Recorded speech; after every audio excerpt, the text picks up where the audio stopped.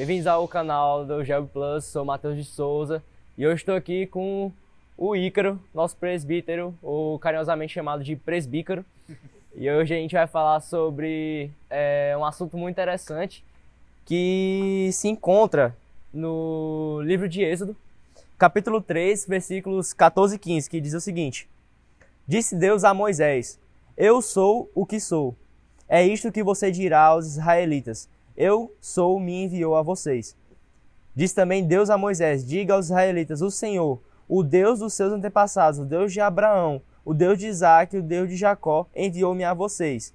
Esse é o meu nome para sempre, nome pelo qual serei lembrado de geração em geração. Partindo aqui desse versículo, né, quando a gente vai ler o versículo 14, quando o Senhor fala: Eu sou o que sou, é algo interessante porque ele se intitula com, digamos assim, um termo, né? Um eu sou.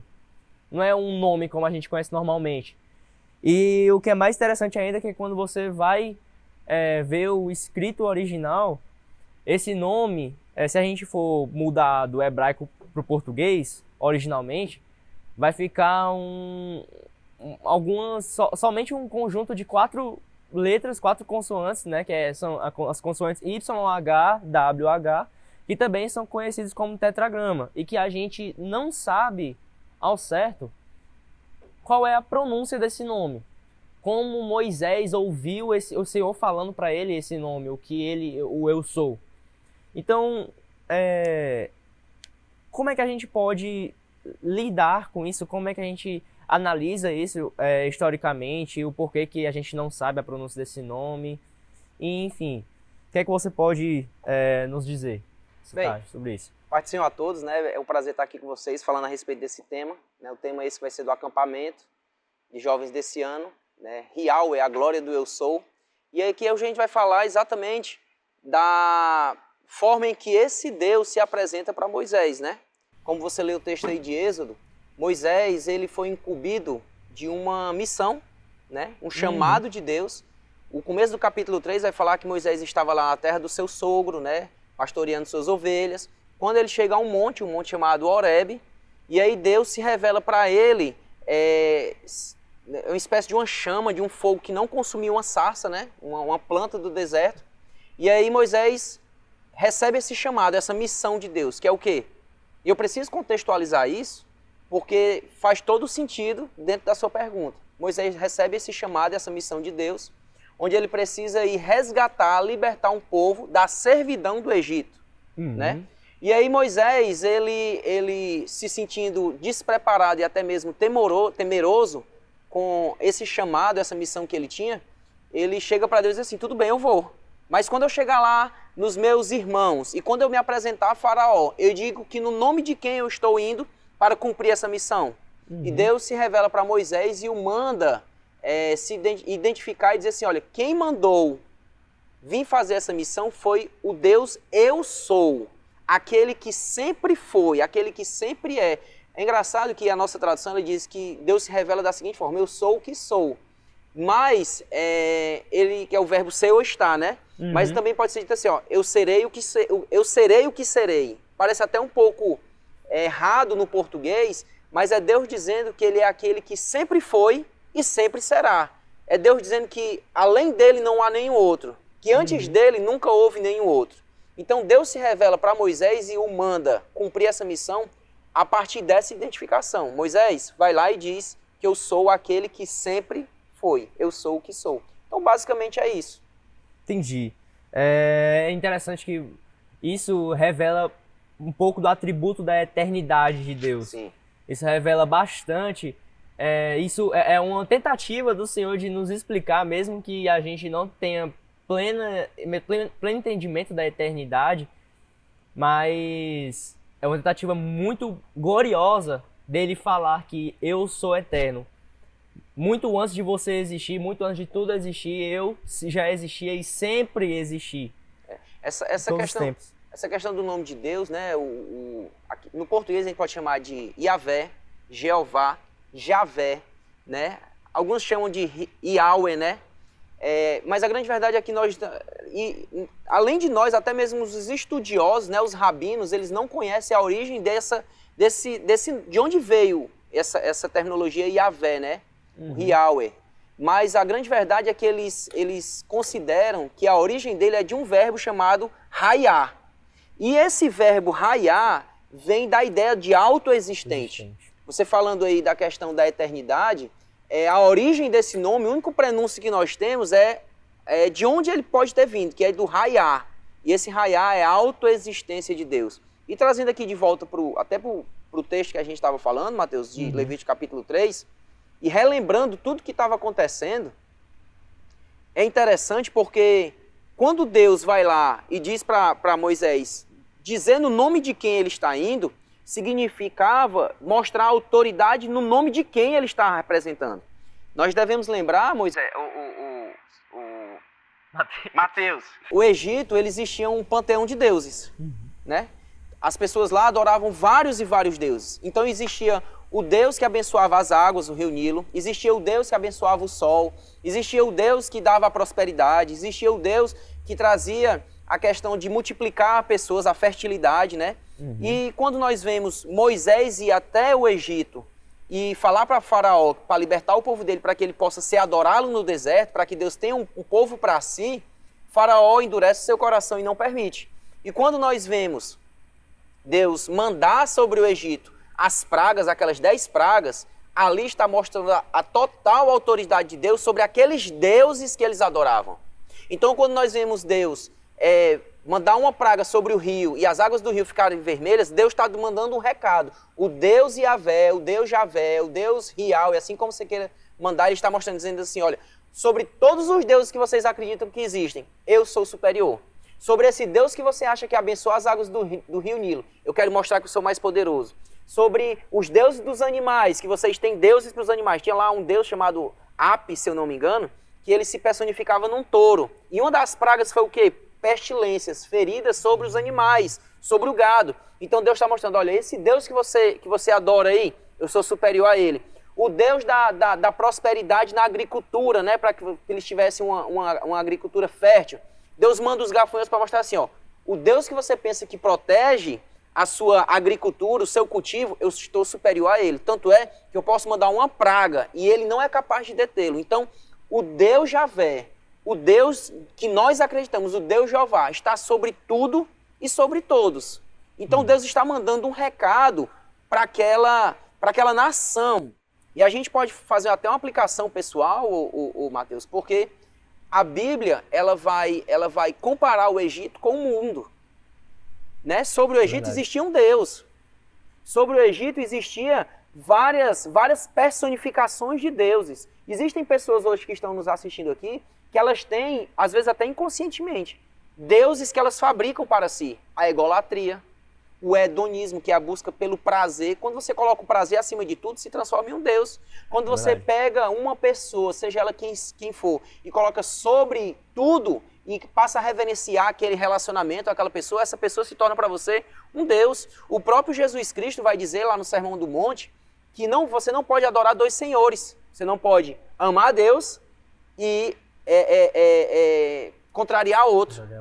Você tem que escolher um, e aí ele vai no final dizer assim, ninguém pode adorar a Deus e Mamon ao mesmo tempo. Ele coloca Mamon como um Deus estabelecido, e o Mamon são as riquezas, são as posses. Então, hoje em dia, se nós não tivermos cuidado, nós estamos esquecendo esse Deus Yahvé, esse Deus que deve estar sobre tudo e sobre todos, e elegendo para nós deuses falsos. E esse Deus, ele continua querendo se revelar para a gente, revelar a sua glória para a gente. Então, se a gente não tiver cuidado, a gente está vivendo dentro de um sistema, esse panteão que os homens criam deuses para que a gente possa adorá-los. Então, fica aqui até uma dica de uma aplicação para nós que está contido nesse texto que você leu de Êxodo. É interessante, é verdade, isso é muito... Eu estava refletindo sobre isso em casa, né? A gente estava conversando sobre isso, e você criar vários deuses para si mesmo, você eleger vários deuses falsos para si mesmo, você tá meio que vivendo uma cultura politeísta na sua vida. Com certeza. E é interessante que o Senhor, quando ele se apresenta como eu sou, como não é um Deus que ele é só Deus daquilo, tipo, só Deus dos animais, ou ele não é só Deus da morte, como Anubis, ou enfim, ou qualquer outro Deus deles daquela época. Mas ele se revela como o Deus de tudo. De tudo. Ele é pleno em tudo. Ele criou todas as coisas. E eu achei interessante também que o fato dele ter muitos... dele ser apresentado com muitos títulos, né? São títulos que... Revelam quem revelam características, atributos dele, né?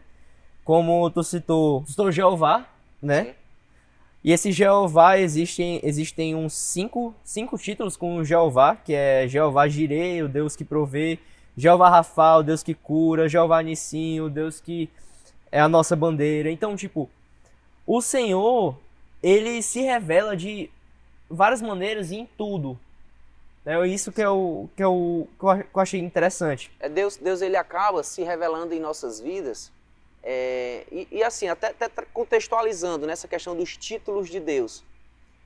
A questão do nome, ele é muito emblemático para o oriental, né? Para nós aqui, muitas vezes, a gente não questiona por que o Mateus tem o nome de Mateus.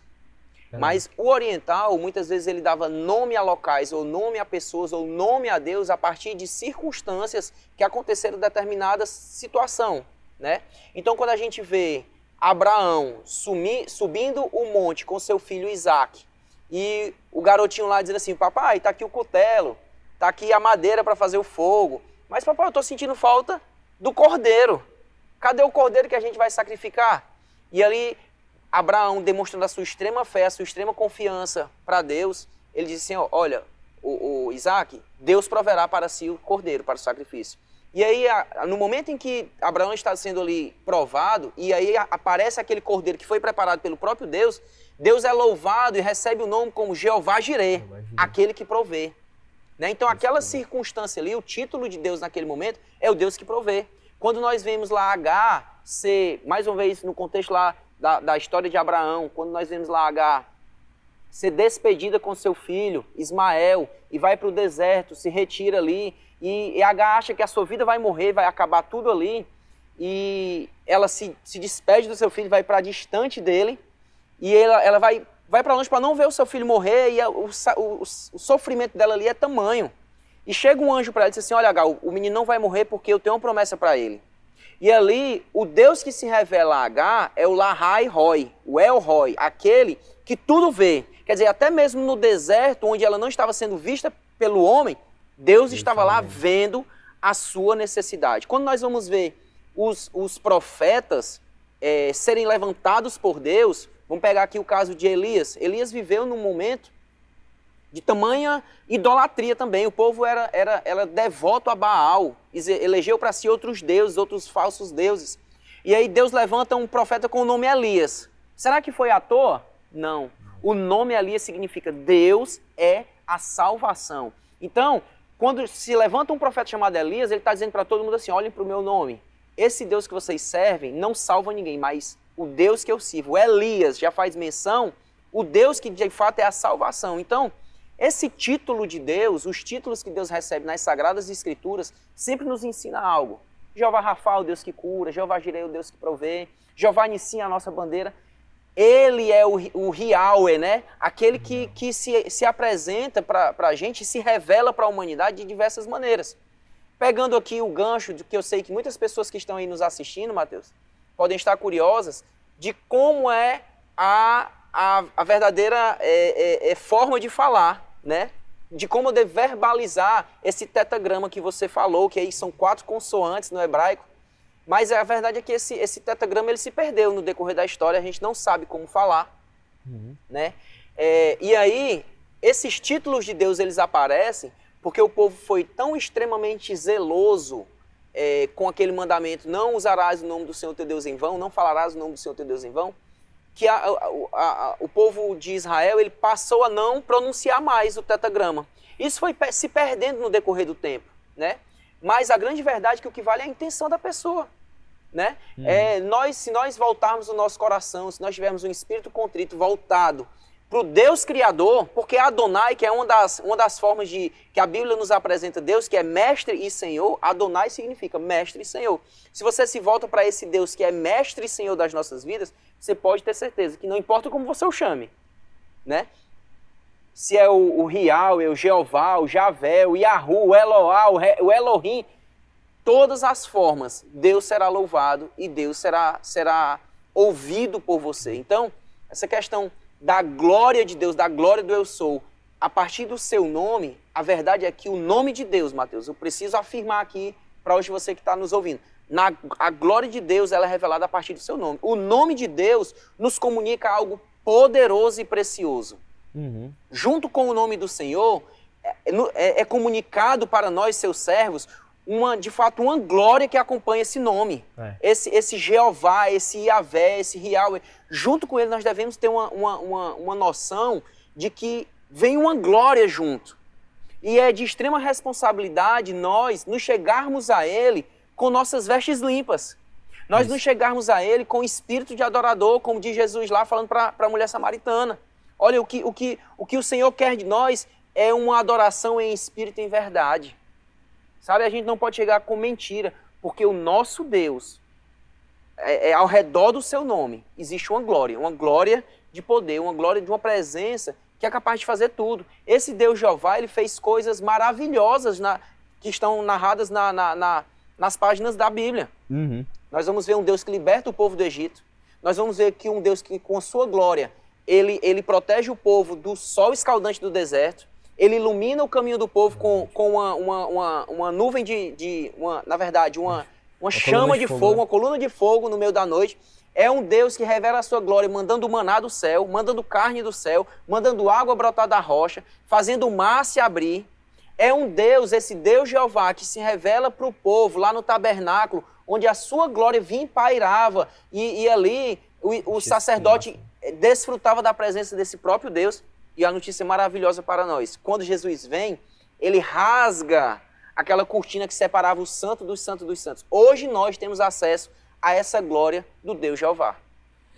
Só uma dúvida sobre isso. Foi literalmente, né? Que eu sempre li essa passagem e eu fiquei imaginando isso acontecendo literalmente. Mas quando foi consumado o sacrifício de Cristo, no tempo se rasgou, não é isso? Quando Cristo morre lá na cruz do Calvário, vários acontecimentos ali são nítidos, né? Para demonstrar que aquele que está morrendo na cruz, de fato era o Filho de Deus. Quando o soldado com a lança fere o seu lado, o sangue ele é jorrado com água separada, né? Sangue e água. No mesmo momento, a terra é abalada, existe um terremoto, o sol escurece e o véu do templo é rasgado. E o véu do templo ele não é rasgado de baixo para cima, como se fosse um homem forçando aquele rasgo, mas ele é rasgado de alto a baixo, mostrando que Deus está visitando o seu povo. Então, de fato, é literalmente mesmo.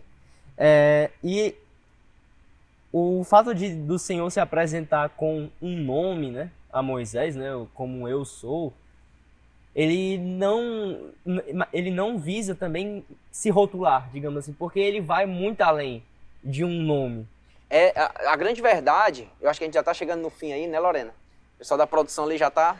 Mas a grande verdade é que quando Deus comunica para Moisés que eu sou aquele que é, eu sou o que sou, junto com isso, Mateus, vai uma carga de informações que não cabe na nossa cabeça. Deus não cabe no nosso entendimento. Porque Deus, ele é antes de todas as coisas. Uhum. Nós estamos aqui hoje porque existe tempo e espaço. Deus, para criar o homem, ele precisou criar o espaço, que foi a terra, e precisou criar o tempo. Mas Deus, ele está distante disso. Ele está fora disso. Deus não precisa nem de espaço e nem de tempo para existir. Então, quando Deus diz assim, olha, diz lá, Moisés, para o meu povo, e diz para Faraó que eu sou o eu sou, ele está comunicando que ele é eterno. Ele é antes de todas essas coisas. O eu sou, o Deus Jeová, o Deus Yahvé, o Yahweh, significa eu sou eterno. Eu sou imutável. Nós, Mateus, nós temos uma concepção de ideia hoje. Amanhã eu posso mudar de ideia. Mas Deus, ele é antes de tudo e ele não muda os seus preceitos, os seus propósitos. Ele é imutável. A Bíblia também se revela dizendo que ele é o Jeová, ele é o Yahvé, porque ele é absoluto e independente. Deus não precisa da minha existência e nem da sua para ser e nem para existir. Ele existe independente de qualquer um outro. Deus, ele é incompreensível, é o que eu comecei dizendo. Não cabe na mentalidade humana, nós somos seres finitos. E Exato. Deus é infinito. É por isso que em Romanos, eu quero aqui terminar até citando esse texto. Romanos capítulo 11, o apóstolo Paulo vai dizer que ó profundidade das riquezas, tanto da sabedoria como do conhecimento de Deus. Quão insondáveis são os seus juízos e quão inescrutáveis são os seus caminhos. Então, Mateus, aqui para a gente encerrar. Deus, ele é único e não há nenhum outro Deus igual a ele. O Deus Jeová, o Deus Yahvé, assim como você queira chamar, ele é aquele que estabelece céus e terra, ele não pede conselho a ninguém, e fora ele, todos os outros deuses que existem é criação humana. Exato.